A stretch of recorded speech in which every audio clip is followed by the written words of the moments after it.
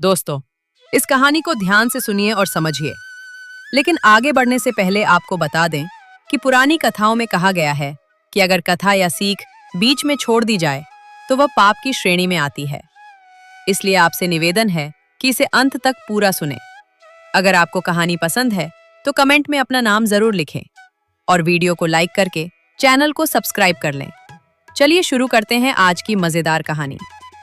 इस समय एक छोटे से गांव में सोनाराम नाम का एक नाई रहता था और उसी के पड़ोस में आकाश नाम का एक पंडित रहता था।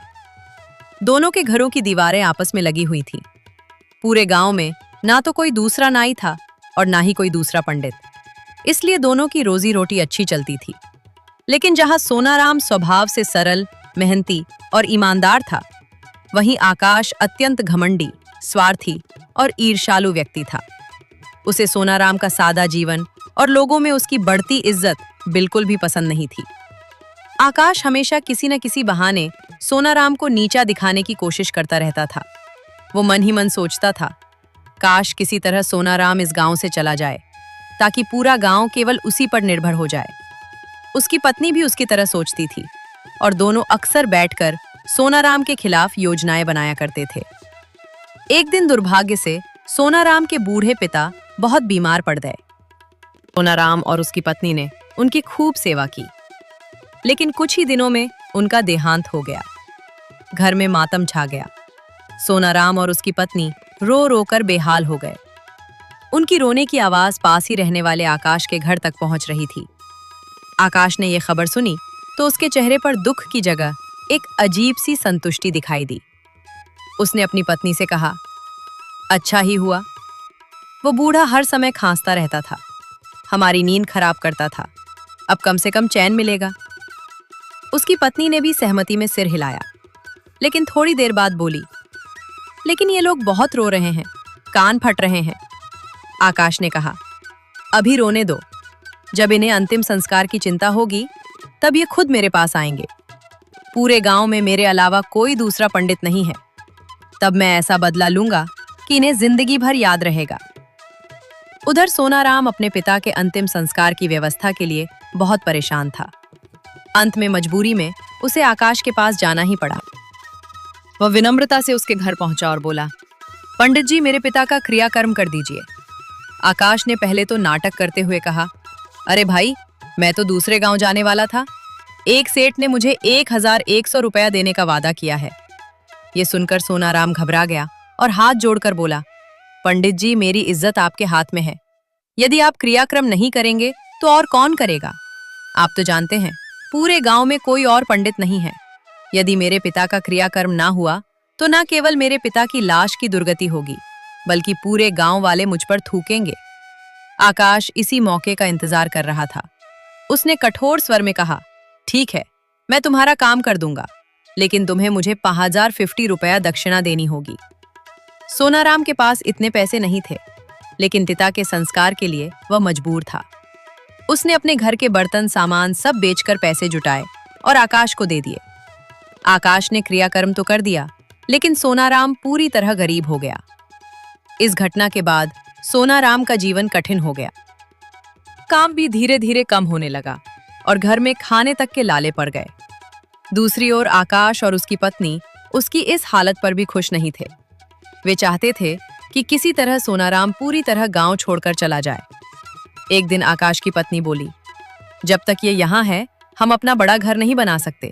कुछ ऐसा करो कि ये हमेशा के लिए यहाँ से चला जाए। आकाश ने कुछ देर सोचा, फिर उसके चेहरे पर मुस्कान आ गई।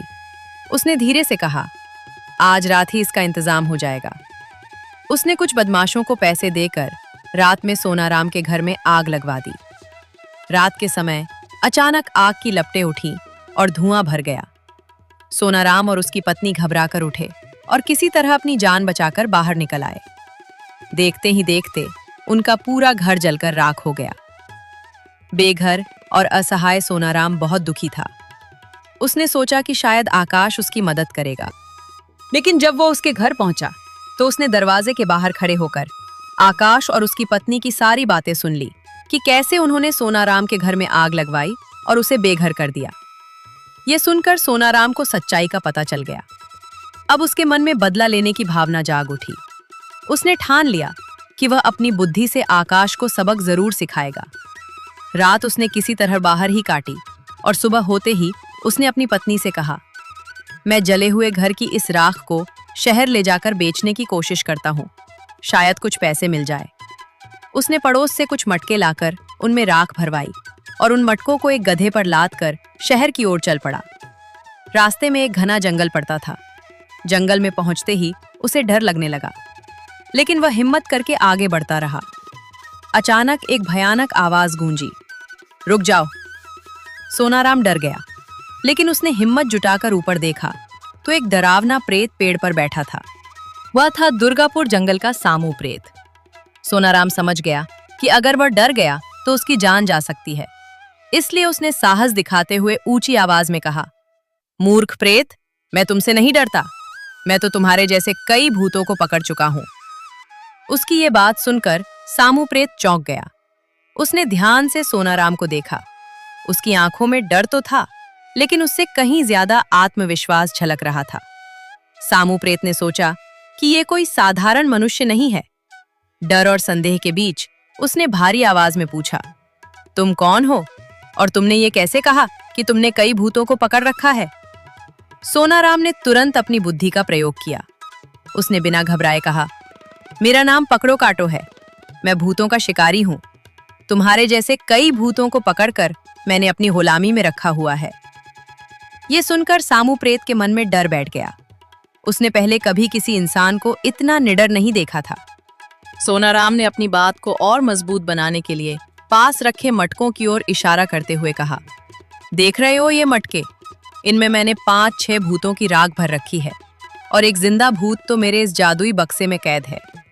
ये कहकर उसने अपना नाई वाला बक्सा खोला और उसमें रखा शीशा निकाला। सोनाराम ने शीशा प्रेत के सामने कर दिया और बोला, अगर विश्वास नहीं हो रहा है तो इसमें देख लो। जैसे ही सामू प्रेत ने शीशे में देखा, उसे अपना ही प्रतिबिंब दिखाई दिया, लेकिन वह इतना भयभीत था कि उसने सोचा कि सच में कोई भूत उस बक्से में कैद है। अब उसका डर और बढ़ गया।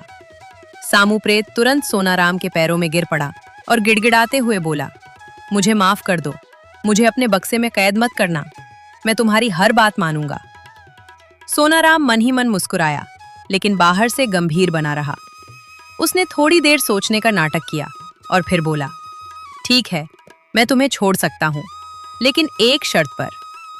सामू प्रेत ने तुरंत कहा, बताओ क्या शर्त है, मैं सब मानूंगा। सोनाराम ने कहा, इन सभी मटों में जो राख भरी है उसे अभी के अभी सोने के सिक्कों में बदल दो। ये सुनते ही सामू प्रेत ने राहत की सांस ली। उसके लिए ये काम मुश्किल नहीं था। उसने तुरंत अपनी शक्ति का प्रयोग किया और जैसे ही उसने मटों पर नजर डाली, अगले ही पल वे सारे मटके चमचमाते सोने के सिक्कों से भर गए। सोनाराम ये देखकर बहुत खुश हुआ, लेकिन उसने अपने चेहरे पर गंभीरता बनाए रखी। उसने कहा, ठीक है, तुमने मेरी शर्त पूरी कर दी, अब मैं तुम्हें छोड़ता हूं, लेकिन ध्यान रहे, जब भी मुझे धन की जरूरत होगी तुम्हें मेरी मदद करनी होगी। सामू प्रेत ने सिर झुकाकर कहा, जैसा आप कहें, मैं हमेशा आपकी सेवा में हाजिर रहूंगा। इसके बाद सोनाराम वहां से चल पड़ा। उसका दिल खुशी से झूम रहा था। वो सोच रहा था कि अब उसके सारे दुख दूर हो जाएंगे। अब उसे ना तो भूख की चिंता रहेगी और ना ही रहने की। वो मन ही मन भगवान को धन्यवाद देता हुआ अपने गांव की ओर वापस लौटने लगा। वो घर पहुंचा तो उसकी पत्नी ने उसे इतने सारे सोने के सिक्कों के साथ देखकर हैरानी से पूछा, इतनी जल्दी वापस आ गए और ये सारा धन कहां से आया? सोनाराम मुस्कुराया और बोला, डरने की कोई बात नहीं है, ये सब भगवान की कृपा और मेरी बुद्धि का फल है। उसने अपनी पत्नी को पूरी कहानी विस्तार से सुनाई, कैसे उसने सामू प्रेत को डराकर उससे राख को सोने में बदलवा लिया। ये सुनकर उसकी पत्नी की आंखों में खुशी के आंसू आ गए। उसने कहा, सच में भगवान ने हमारी सुन ली, अब हमें कभी किसी चीज की कमी नहीं रहेगी। सोनाराम ने आत्मविश्वास से कहा, हाँ, अब हमारा समय बदल गया है। मैं इसी जगह एक बड़ा और सुंदर मकान बनवाऊंगा, ताकि सबको पता चल जाए कि मेहनत और बुद्धि से इंसान अपनी किस्मत बदल सकता है। अगले ही दिन सोनाराम ने कुछ सोने के सिक्के देकर गांव के लोगों और मजदूरों को काम पर लगा दिया। धीरे धीरे उसके जले हुए घर की जगह एक शानदार और भव्य मकान बनना शुरू हो गया। ये देखकर पूरे गांव में चर्चा होने लगी। लोग हैरान थे कि जो सोनाराम कल तक गरीब था, वो अचानक इतना अमीर कैसे बन गया। जब ये खबर आकाश तक पहुंची तो वो हैरान रह गया। वो अपनी पत्नी के साथ बाहर आकर उसके घर की तरफ देखने लगा। सामने सोनाराम का महल बनता देख उसके चेहरे पर आश्चर्य के साथ साथ जलन साफ दिखाई दे रही थी। उसकी पत्नी ने भी चकित होकर कहा, यह कैसे संभव है? कल तक जिसके पास खाने को भी नहीं था, वो आज इतना अमीर कैसे बन गया? आकाश के मन में शक पैदा हुआ। उसने सोचा, जरूर कोई राज है, या तो इसे कहीं से खजाना मिला है या फिर इसने कोई चालाकी की है। अब उसकी जिज्ञासा और ईर्ष्या दोनों बढ़ने लगी। उसने मन ही मन निश्चय किया कि वो इस रहस्य का पता लगाकर रहेगा। कुछ ही दिनों में सोनाराम का भव्य महल तैयार हो गया। उसने अपने नए घर में प्रवेश के अवसर पर पूरे गांव को दावत दी और विशेष रूप से आकाश को भी बुलाया। आकाश दावत में तो आया, लेकिन उसके मन में खुशी नहीं बल्कि जलन भरी हुई थी। वो बार बार सोनाराम के वैभव को देखकर सोच रहा था कि आखिर ये सब कैसे हुआ। दूसरी ओर सोनाराम अब न केवल अमीर था, बल्कि उसने अपने घर के एक हिस्से में एक शानदार नाई की दुकान भी खोल ली थी, जो दिन प्रतिदिन बहुत अच्छी चलने लगी। उसकी जिंदगी पूरी तरह बदल चुकी थी। समय बीतता गया, लेकिन आकाश के मन की जलन कम होने के बजाय और बढ़ती ही चली गई। वो हर दिन सोनाराम के महल और उसकी बढ़ती समृद्धि को देखता और भीतर ही भीतर कुढ़ता रहता। उसके मन में एक ही विचार घूमता रहता, किसी भी तरह उसे ये पता लगाना है कि सोनाराम अचानक इतना धनवान कैसे बन गया। उधर सोनाराम अपनी मेहनत और बुद्धिमानी से अपने काम को और बढ़ा रहा था। उसकी नाई की दुकान पूरे गांव में प्रसिद्ध हो गई थी और लोग दूर दूर से उसके पास आने लगे थे। इसी बीच एक दिन अचानक आकाश की मां का देहांत हो गया। घर में शोक का माहौल छा गया। आकाश रो तो रहा था, लेकिन उसके मन में एक और चिंता भी थी। अब उसे अपने बाल कटवाने के लिए सोनाराम के पास जाना पड़ेगा, और वो ये सोचकर ही परेशान हो रहा था। उसकी पत्नी ने उसे समझाया कि पहले अंतिम संस्कार की व्यवस्था करनी जरूरी है, नहीं तो लोग बातें बनाएंगे। आकाश ने अनमने मन से तैयारी शुरू की। उधर सोनाराम को जब यह खबर मिली तो उसने मन ही मन सोचा कि अब समय आ गया है आकाश को उसके कर्मों का फल देने का। उसने अपनी दुकान के बाहर एक तख्ती लगवाई, जिस पर लिखा था, एक बाल काटने का मूल्य 4 पैसे हैं। ये देखकर जो भी पढ़ता वो हैरान रह जाता। लेकिन सोनाराम अपनी योजना के अनुसार ही काम कर रहा था। जब आकाश बाल कटवाने के लिए सोनाराम की दुकान पर पहुंचा और उसने ये तख्ती देखी तो वो चौंक गया। उसने अंदर जाकर कहा, ये क्या मजाक है सोनाराम? एक बाल के 4 पैसे? पहले तो तुम पूरे बालों के 4 पैसे लेते थे। सोनाराम ने उत्तर दिया, पंडित जी, ये कोई मजाक नहीं है। आज से यही मेरे दाम हैं।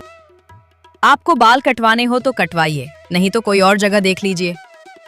आकाश गुस्से से भर उठा, लेकिन फिर उसे समाज का डर याद आया। अगर उसने अपनी मां के क्रियाकर्म के समय बाल नहीं कटवाए तो लोग उसकी निंदा करेंगे और शायद उसका बहिष्कार भी कर देंगे। वो मजबूर था। उसने भारी मन से कहा, ठीक है, जितने पैसे बनेंगे मैं दे दूंगा।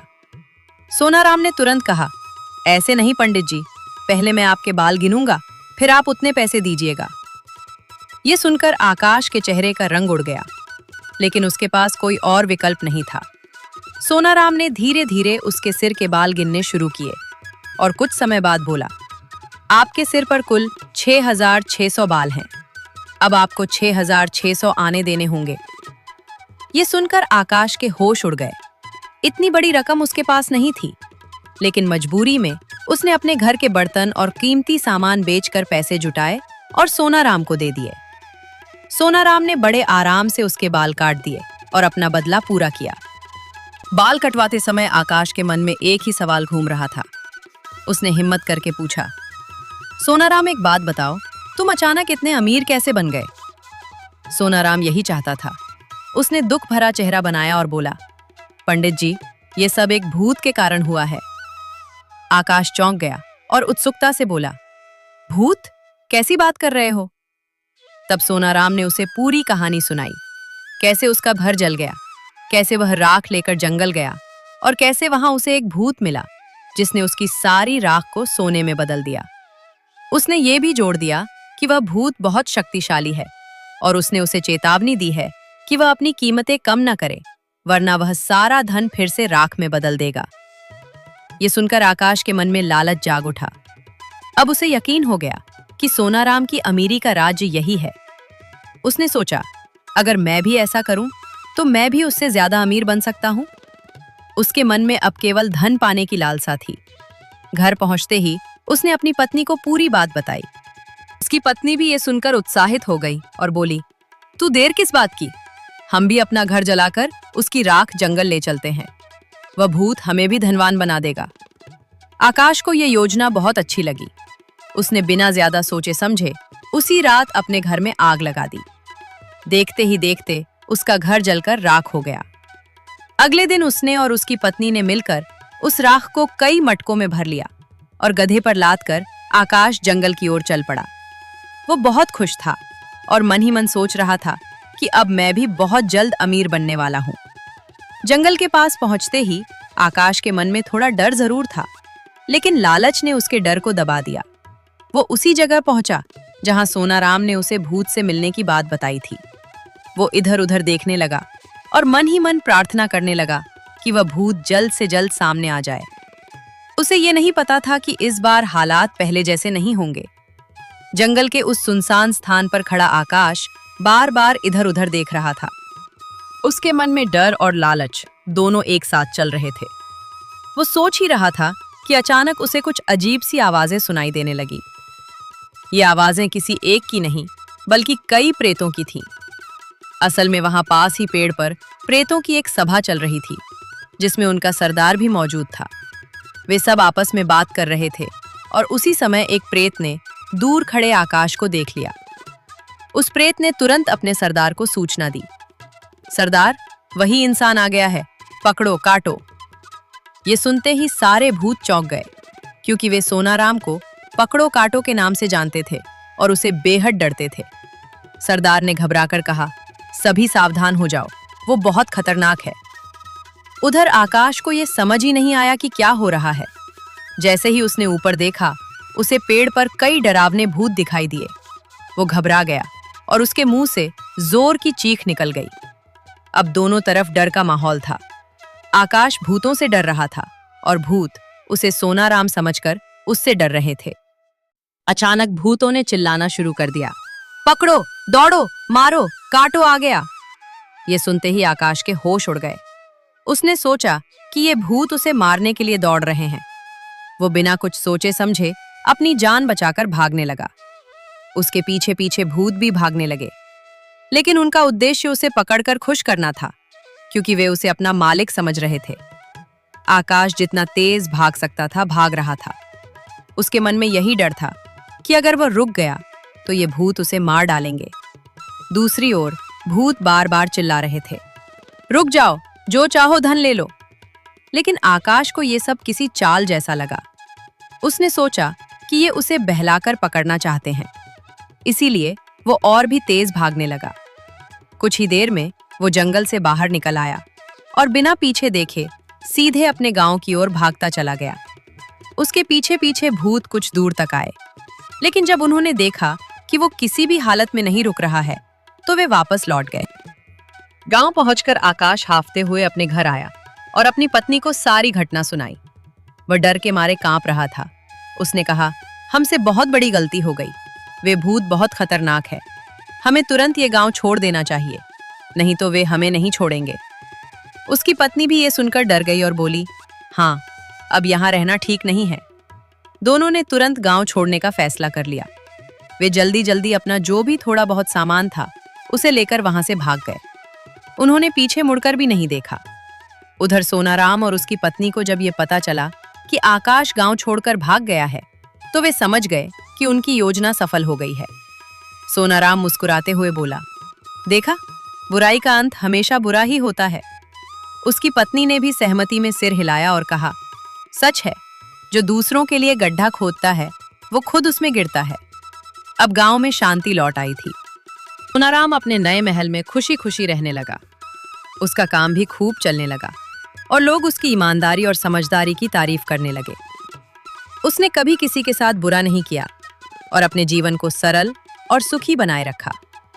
इस प्रकार आकाश की ईर्ष्या और लालच ने उसे सब कुछ खोने पर मजबूर कर दिया, जबकि सोनाराम की बुद्धि, धैर्य और सज्जनता ने उसे सम्मान और सुख दोनों दिलाए। इस कहानी से हमें यह शिक्षा मिलती है कि ईर्ष्या और लालच इंसान को विनाश की ओर ले जाते हैं, जबकि बुद्धि, धैर्य और अच्छाई हमेशा सफलता दिलाते हैं।